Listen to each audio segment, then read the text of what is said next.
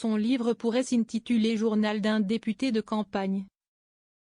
Tant il aime Georges Bernanos et tant il y a d'analogies entre le personnage du jeune curé confronté à la déchristianisation et son parcours de député depuis 2017.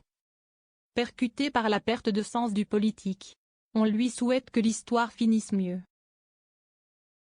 Alors que les esprits s'échauffent au PS en vue du prochain congrès, attendu en 2025, et que des forces centrifuges agitent sa famille politique pour rompre le pacte faustien avec LFI, de Raphaël Glucksmann à Carole Delga. Boris Vallaud raconte son écœurement de la politique politicienne et de la dictature de l'urgence médiatique où il faut prendre parti. Dans son ouvrage En permanence, ces vies que je fais miennes, Odile Jacob, pose littéraire qu'il s'est offerte pour en revenir aux choses humaines. Il a ces mots, comme un uppercut, la politique me fascine autant qu'elle me dégoûte. Il préfère brosser le portrait de ses administrés de la 3e circonscription des Landes, qui fut celle d'Henri Emmanuelli.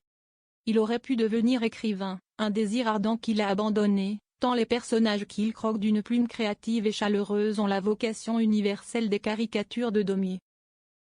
Pas de quoi enchanter ses amis au PS, qui le pressent de se positionner dans la bataille pour la direction du parti face à Olivier Faure, voire pour l'Élysée. Car Vallaud est tiraillé. Il n'a pas tranché ce qu'il souhaitait pour la suite. Qu'on lui laisse le temps, bon sang. Il le confesse, à la fin de notre café dans son bureau à l'Assemblée, il a songé à tout plaquer en 2022.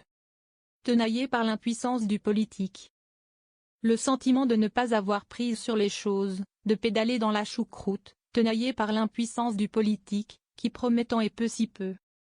La raison d'être de la gauche, si est-il d'être utile, insiste-t-il, là du chahut et des guéguerres dont l'hémicycle est coutumier. Il l'avoue, j'y participe de temps en temps. Le coup de mou est derrière lui. On s'en fiche de mes états d'âme.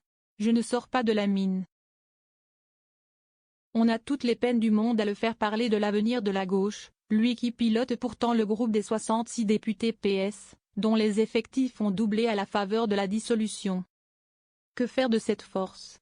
Ces dernières semaines, le nom de cet ancien élève de la promotion Saint-Gor de l'ENA, celle d'Emmanuel Macron, a été cité comme ministrable. Il n'en dira mot. Pourtant, tout son livre est un cri, un appel à tout changer au sein de la classe politique. Et d'abord à gauche, qui a perdu de vue les catégories populaires, si est-il lui qui l'écrit, ces Français qui galèrent.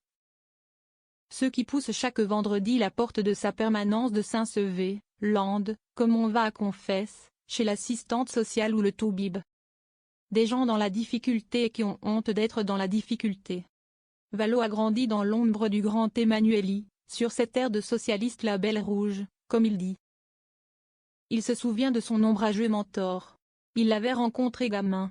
Emmanuelli, taille haute et sourcils broussailleux, l'avait toisé d'un. Si est-il pas parce que tu votes pas encore que je te serre pas la main. Il conserve dans son bureau un portrait de lui, jauni par le temps, comme une relique. L'ancien député des Landes a longtemps cheminé avec un certain Mélenchon.